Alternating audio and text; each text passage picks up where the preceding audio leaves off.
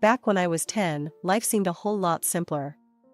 We lived in a small, rented house on the edge of town, but to Mom and Dad, it was more than that. It was a stepping stone to something bigger, something permanent. They had dreams, you know? Dreams of me going off to college, wearing a white coat or strutting around a courtroom. But me, I had different plans. I remember this one summer evening, we were all sitting out back on our rickety old porch. The sun was dipping low, casting long shadows across our tiny yard, and Dad was flipping burgers on his ancient grill that looked like it might fall apart any second. "Diana, you gotta start thinking about your future," Dad said, poking at the burgers with a spatula that had seen better days. "Doctor or lawyer, that's where the money's at. Secure." Mom nodded, tucking a loose strand of hair behind her ear. "Your father's right, honey. We just want you to have a stable career. Something prestigious." I kicked at the dirt with my sneaker, watching it puff up in little clouds. "I want to be an archaeologist," I mumbled, barely loud enough for them to hear. "Dig up ancient stuff, you know?" Dad let out a hearty laugh, the kind that made his belly bounce. "Archaeologist, huh? Why don't you start by digging us a new flower bed out front?" Mom gave him a soft swat on the arm. "David, don't tease her. If she wants to dig, let her dig." "But in her own garden," Dad chuckled, flipping a burger onto a slightly charred bun. "Here, taste tester, tell me if I got the seasoning right this time." He handed me the burger, and I took a big bite, the juices running down my chin. "It's good, Dad," I said after swallowing the mouthful. "That's my girl," he grinned, ruffling my hair. That's how it was back then. Light-hearted jabs and evening chats. It was one of those moments, you know? Where you feel like everything's gonna be alright. "Yeah, maybe I will dig up something big one day. Like dinosaurs or treasure," I said, feeling bolder. "Treasure, huh?" Dad laughed again. "Just don't go digging under the house. The only thing you'll find is old plumbing." We all laughed together, the sound mingling with the chirping of the crickets as the sky turned a deep shade of purple. Those nights on the porch were my favorite. Just us, our little family, talking about everything and nothing at all. Not long after those lazy summer nights, things started to change. It was like one day Mom was her usual self, buzzing around the kitchen, and the next, she was always tired, always sitting down. I didn't get it at first. Parents get sick, right? A cold here, a headache there. But this was different. "Diana, can you grab the laundry for me?" Mom asked one evening. Her voice was weak, and she was pale, paler than I'd ever seen her. "Sure, Mom," I said, hauling the basket up from the basement. It was heavier than I expected, or maybe I just noticed it more because I kept stealing glances at Mom, slouched on the sofa, looking like all her strings had been cut.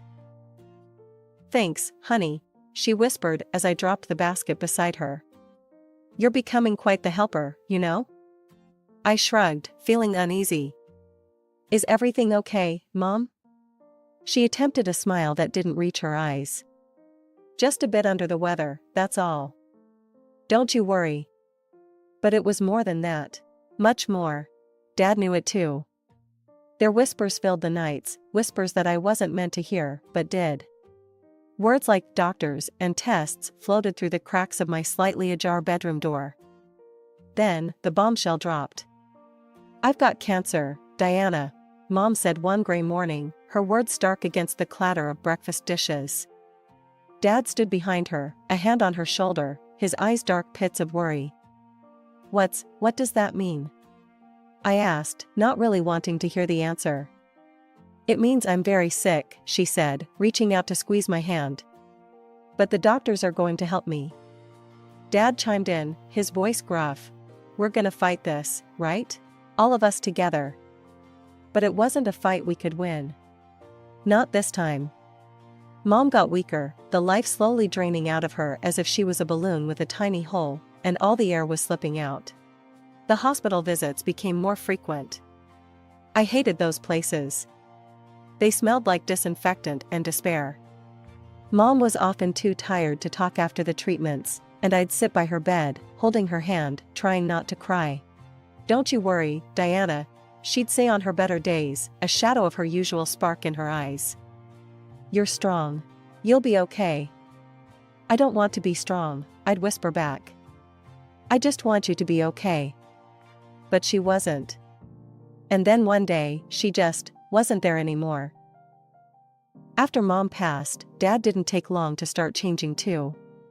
It was like he couldn't deal with the quiet of the house, the empty spaces Mom used to fill.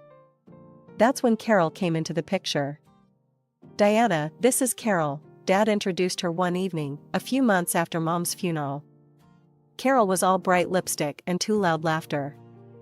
"Hi, Diana," Carol cooed, bending down to my level, which just annoyed me. "I've heard so much about you." Dad was watching, expecting me to say something.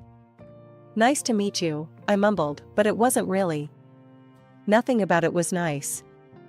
Carol moved in not long after that. Her stuff invaded our house like weeds, spreading and taking over spaces that used to be filled with Mom's things. I hated it. I hated how Dad laughed with her, how he seemed to forget the shadows that had clung to him. Life with Carol kicked off with small annoyances, the kind you might brush off at first, but soon enough, they pile up, weighing you down. I noticed her subtle digs right after the wedding. It was like a switch had flipped. One morning, as I was getting ready for school, I couldn't find my favorite blue sweater. I rummaged through my drawers, throwing clothes left and right. Frustrated, I stormed into the kitchen where Carol was sipping her coffee, looking too pleased with herself. "Have you seen my sweater? The blue one?" I asked, trying to keep my voice steady. Carol looked up, her eyes narrow. "Oh, that old thing? I might have tossed it. It was getting too shabby, don't you think?" I stared at her, my fists clenching at my sides. "It was my favorite. Mom gave it to me." She shrugged, turning back to her magazine. "You need to grow up, Diana. Stop clinging to rags." That was Carol. She'd throw away bits of my life as if they were crumbs on a table, and I was supposed to just clean up and move on. During meals, I began to notice that my food tasted weird. My soup was always too salty, and my vegetables soggy. One evening, I finally spit it out, right there at the dinner table. "Dad, this tastes awful," I exclaimed, pushing my plate away. Carol's eyes flashed with something dark, but Dad was oblivious. He glanced from me to Carol, then back to me. "Now, Diana, Carol's been on her feet cooking all day. Apologize, that's rude." I looked down at my plate, biting my tongue to stop the tears. "Sorry," I muttered, not really sorry at all. Then there were my clothes. Carol took me shopping one weekend, and every single item she chose was a disaster. Everything was too big, the colors drab. "These will last longer as you grow," she said, pushing a pile of oversized shirts and pants into my arms at the checkout. I tried on one of the outfits for the first day back at school. I looked ridiculous, sleeves hanging past my hands, pants baggy and tripping me up. The kids at school didn't let it slide. "Hey, Scarecrow, Halloween's over," they'd jeer as I walked by, my cheeks burning with shame. I came home that day, threw the clothes on the floor, and yelled, "I can't wear this stuff to school anymore." Carol, always lurking around like she had nothing better to do, called back from the living room. "You'll wear what we buy, and that's that. You should be grateful." One night, I tried again to talk to Dad. I caught him in the garage, tinkering with some old radio he'd found at a yard sale. "Dad, can we talk?" I ventured, watching his hands move over the wires. He didn't look up. "Sure, kiddo, what's up?" "It's Carol. She's not nice to me when you're not around." There, I'd said it. My heart was racing, waiting for him to see the truth. Dad stopped what he was doing, finally looking up, but the expression on his face wasn't what I hoped for. His brows furrowed, and his voice was stern. "Diana, Carol's trying her best. You need to give her a chance, stop making things up." Making things up? My own father didn't believe me. "But, Dad." "No buts. I don't want to hear this nonsense again." He turned back to his radio, dismissing me with a wave of his hand. I walked out of the garage, my vision blurry with tears. It was clear then. Dad was in Carol's corner, no matter what. I was on my own. School used to be my escape, a place where I could forget home troubles, at least for a few hours. But with Carol's influence creeping into every aspect of my life, even school became a battleground. Sometimes, after particularly rough mornings, I'd hide in the library during lunch. Books don't laugh at you or call you names. But one day, Mrs. Pearson, the librarian, caught on that something was off. "You're here a lot lately, Diana. Everything okay?" she asked, her eyes kind but worried. I shrugged, my standard response these days. "Just like the quiet," I mumbled, not meeting her eyes. "Quiet's good, helps you think. But friends are good too," she replied, leaving me with a gentle smile and a feeling that maybe someone actually saw me. Then there was Grandma June. Visiting her was like breathing fresh air after being stuck in a stuffy room. She'd always greet me with a big hug and the smell of something delicious baking. As we sat at her kitchen table, eating warm apple pie, I'd open up about everything: school, the kids, not fitting in. Everything but the full truth of Carol's nastiness. That, I kept buried. Didn't want to worry her. "Kids can be tough," Grandma would say, slicing another piece of pie. "But remember, it's not about fitting in. It's about standing tall, being yourself." Sometimes, I'd help her in the garden, pulling weeds or watering plants. It was during one of these afternoons, hands in the dirt, that I finally hinted at how tough things were with Carol. "Grandma, what do you do when someone just doesn't like you, no matter what?" I asked, dumping a trowel full of weeds into the bin. "Oh, honey," she sighed, wiping her brow. "Some folks, you just can't win over. But remember, it says more about them than it does about you. Hold your head high, do what's right, and let their problems be their own." Her words were a balm, soothing the raw edges of my daily battles. Grandma's place became my sanctuary, the one spot where I could shed the weight of being the odd one out, the misfit in ill-fitting clothes. If life was a game, it felt like I was losing, badly. But then, things took a turn, like they often do when you least expect it. Carol got pregnant. You'd think that would smooth things over, but nah, it just cranked up the tension. I remember the day she told us.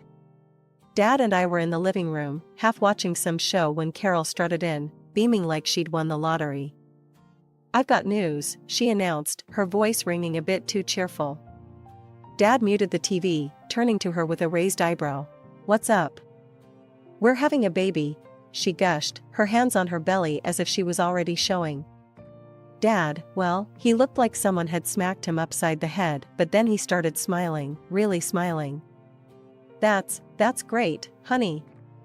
He got up and hugged her, and I just sat there, trying to figure out how I felt about it. The pregnancy changed Carol's mood swings into something epic. One minute she'd be sweet as pie, the next she'd snap over the smallest things. And somehow, her bad moods were often my fault. Then the miscarriage happened. It was a shock, even to me. Carol was devastated, and I actually felt sorry for her, for both of them, until she twisted it into something ugly. "It's stressful, living with her," I overheard her tell Dad one night. "Stress is bad for the pregnancy." It was too much. Her words stung like a slap. I was just existing, trying to stay out of her way, and now I was being blamed for this? Dad didn't argue with her, didn't defend me. That night, I lay in bed, realizing fully and painfully that I was alone in that house. Dad's silence was the loudest thing I'd ever heard. The next few weeks were rough. Carol walked around like a wounded queen, and Dad tiptoed around her. I tried to make myself invisible, but Carol would find ways to jab at me.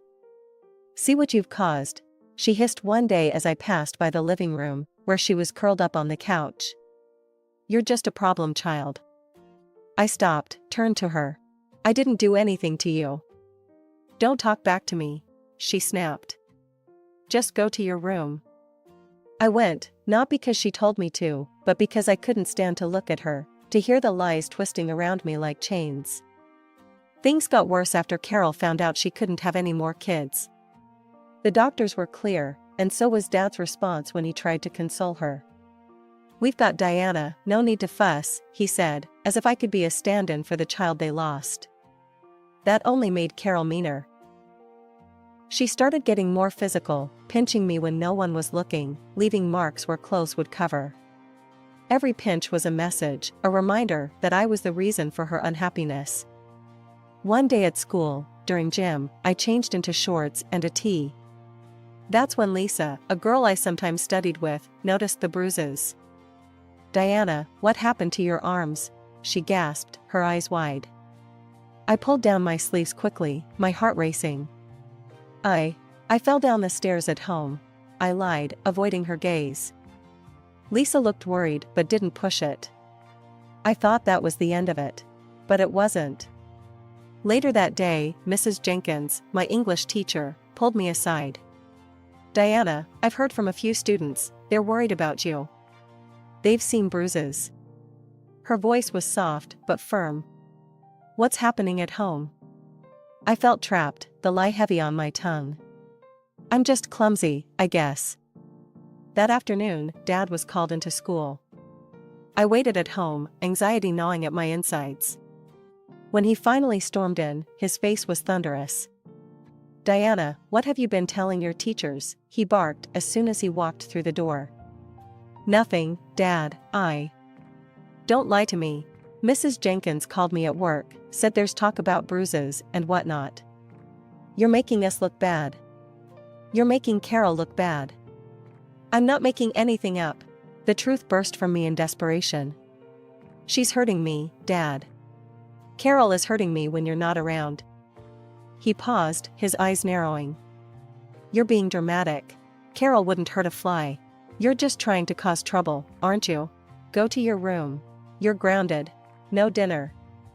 He grabbed my arm, not caring about the bruises, and dragged me to my room, locking the door behind him. I heard Carol's voice then, her words slithering under the door. "See? No one believes a little liar.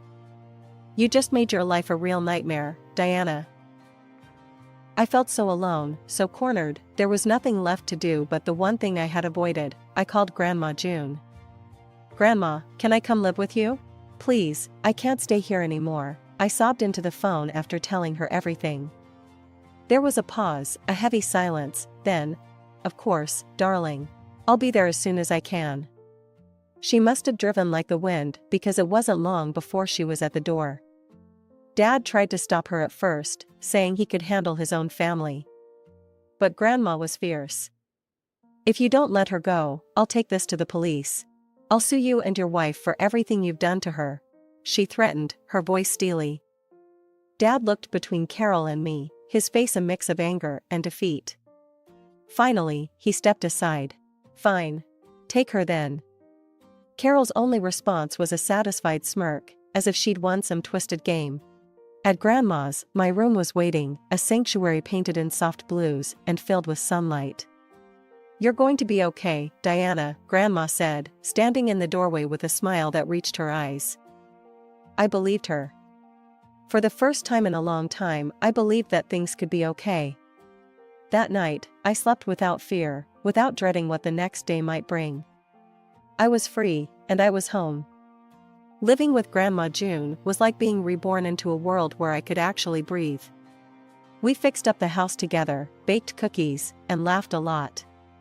She let me invite friends over, something Carol never did, and suddenly, I had a normal life.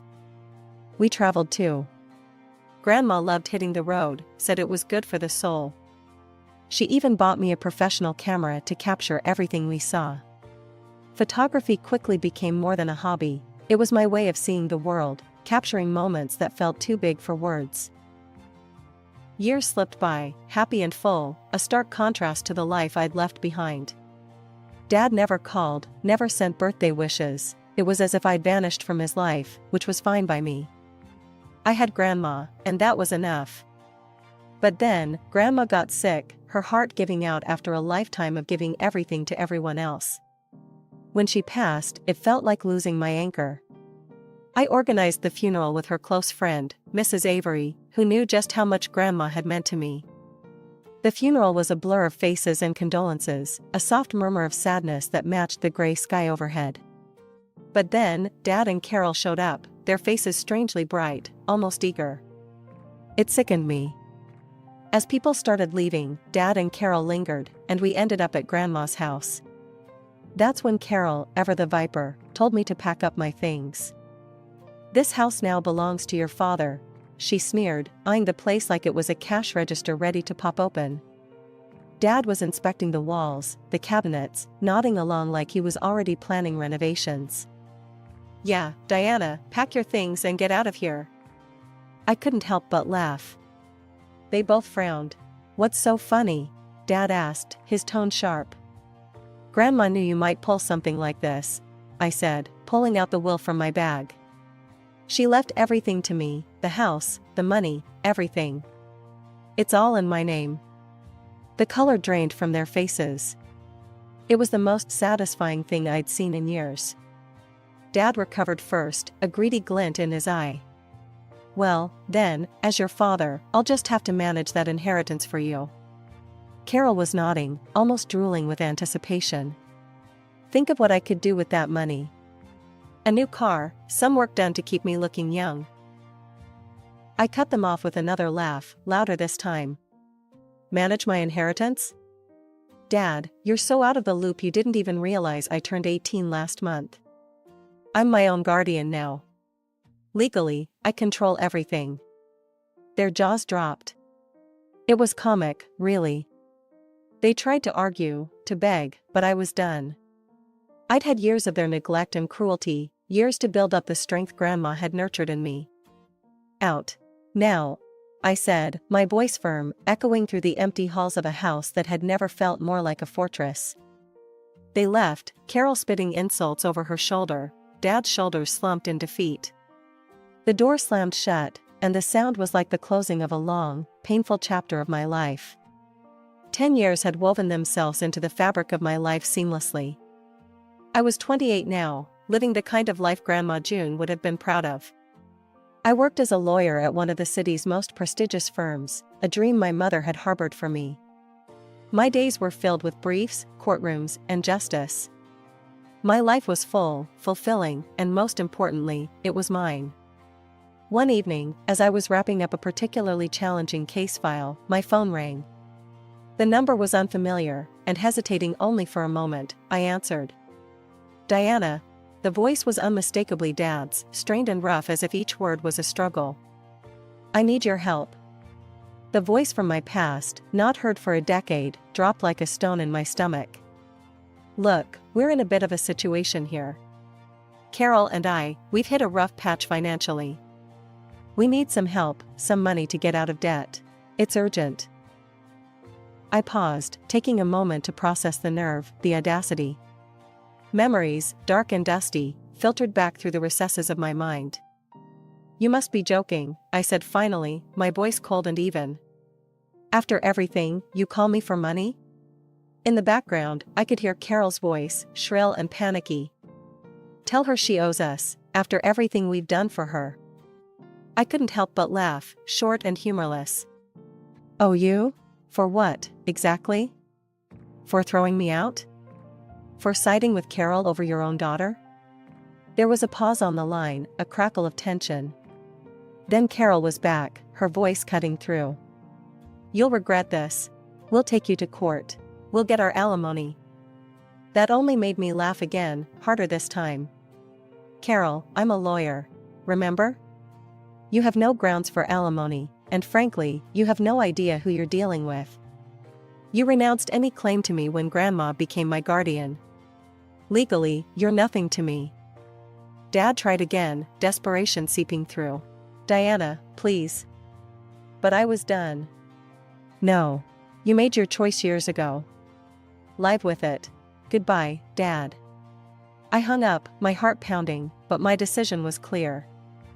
I blocked the number immediately, leaning back in my chair, letting out a long, slow breath. They had chosen their path, and I had chosen mine. As I turned back to my desk, my eyes caught the framed photo of Grandma and me, taken on one of our many trips, a reminder of where I came from and the strength I carried. I smiled, a real, genuine smile, because I knew no matter what came my way, I was ready.